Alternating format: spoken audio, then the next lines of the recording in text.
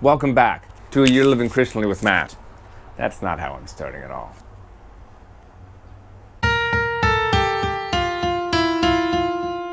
Good morning, everyone. Thanks for watching. I'm Matt, and I'm living Christianly this year. But you know what I've really noticed? It's really hard to do this on your own. In fact, you kind of get the sense from the whole of the Christian religion that there's supposed to be this community aspect to it, that one person's not supposed to kind of do the Christian life on their own. So I think that's been holding me back a little bit throughout this whole experiment of mine. So I asked Ruth to join me on the Year of Living Christianly, and she was super excited. Being a Christian herself, she's always into living Christianly. We had a great conversation a couple of days ago. I managed to keep the microphone off for half of it. So we were only left a very small remnant from that conversation, which I'm going to post right now. Ruth. Now, Ruth, both of us are from, let's say, Christian backgrounds. We're both part of that great kingdom called Christendom, Yes. right? Which is like a sixth of the world, right? But we come from very different kinds of places. Where did you come from? Planet. Wait. Earth. Okay, so I guess I will talk about myself a little bit. Yeah, because your whole journey is it's fascinating. Okay, let's talk about me. We had this huge fields in front of our house, and I'd just run and chase after the sun. It was so incredible to watch the sunset because it was one of the most beautiful things I remember as a child seeing, and I just remember just chasing and chasing, hoping I would catch it. Like running across these fields. like fields of crops sort of thing. Yeah, and I think actually when I was a kid that I will eventually reach it and just grab it if or only something. I can run hard enough. That's beautiful. So that never happened. I also loved... You never got it? I also loved there was a garden because the missionary people were there, so it was all green around their house. And the beautiful flowers, and I just loved how many butterflies it would attract. And I just also would chase after these colorful, beautiful monarch butterflies, just try to see if I could just have them in my hand, and I just could look at them.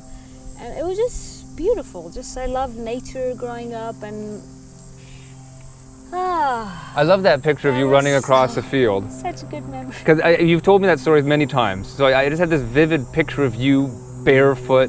Yes, with your dupatta friggin' flying behind you as just you be like, I'm a free running woman. for that sun. That's true. I've always loved that image because on one level, you know, as you tell the story, you seem a little embarrassed. He's like, I know you can't, it's stupid, you can't catch the sun.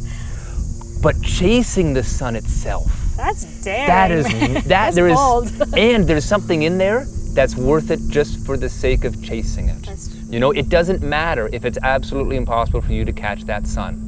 It does, and so when I think about like religious and spiritual things, and deep down in my heart, I cannot raise myself to believe, but I know that chasing it. So like, you know, we have this idea in Christianity, we want to be conformed to the image of Christ, which basically means be the best version of yourself, right? True. Now you can't get that because in a sense, perfection is something that doesn't exist, right? There's no such thing as that. But running across the field with this crazy idea in your head that I'm going to get it anyway, well, you're going to get closer than anyone else. And it's going to make a big difference in your life and in your way of going about things. If you believe you can catch the sun, if you can believe that you can become conformed to the image of Christ, holy crap, you can do anything probably. So there's something real powerful about that. I love that story, you chasing the sun. That is beautiful, and it was always setting at the time, so it was even gorgeous. Because you're not awake when the sun's rising. Hot. So tell me a bit more about your... Yeah, I'm from a people group called Marwari tribal group. Most of us in Pakistan are not educated. Girls don't go to school. So I was growing up where my father was working with a bunch of missionaries from Canada or Australia, different countries, and they would always encourage the village people, like, send your daughters to school too. They're all so equal, you know, and they have rights too, and all those kind of things. So my father grew up with that influence. Yeah. And so he named all of us after the Bible, like Ruth, John, Paul, and all this, David. And then he decided that he's going to send everyone to school. And I just loved the way my father treated us, especially me, because I felt like he treated me like a boy. So I felt... He even cut your hair like a boy. Yeah, you had a boy's haircut most of your life. Yeah, I always had boys' haircut all the way until I was in grade 10, I believe, or 9. And I remember my relatives would get mad that you treat her like a boy. She's not a boy. She has to grow her hair. She has to learn how to cook. I couldn't even make the rotis or the... Because you were too busy doing school. You never learned cooking. I was too busy, and I was so excited about school that I just didn't want to do any house chores. I didn't want to be a girl, I guess. I was like, I'll be whatever boys are doing. So my dad really supported education a lot, and I loved that about it. And then I was, yeah. Anyways, and I have one more story about my childhood. Only one? There's a few more. There's another story where I remember I was still very little. I don't remember the age, maybe 8 or something, or 7. And I just loved the birds, nature, greenery. There's not much green where I was from. No. So, but except where missionaries lived. Yeah, where white people. It was like, because they just pour water everywhere, those white people. We didn't have enough water ourselves, so we couldn't give the plants water. But the missionaries' hibiscus had plenty. Oh, and yes, speaking of hibiscus, growing up there were hibiscus. Hibiscus? Hibiscus. They were everywhere. And I just loved how big, beautiful, and how there was a thing coming out of the middle that had just cool little things on it. And I just used to sometimes just pick one up and put it in my ear. And I have a picture of me with the hibiscus right up here. And it was, I just loved flowers. And I remember one time there was a bird that was kind of suffering, I believe, or I can't remember if it was suffering already or like a had wounded already bird died. or A little something? bird, like just. And I remember I found it, and I was so sad. Like we weren't taught compassion, like not that. I don't know.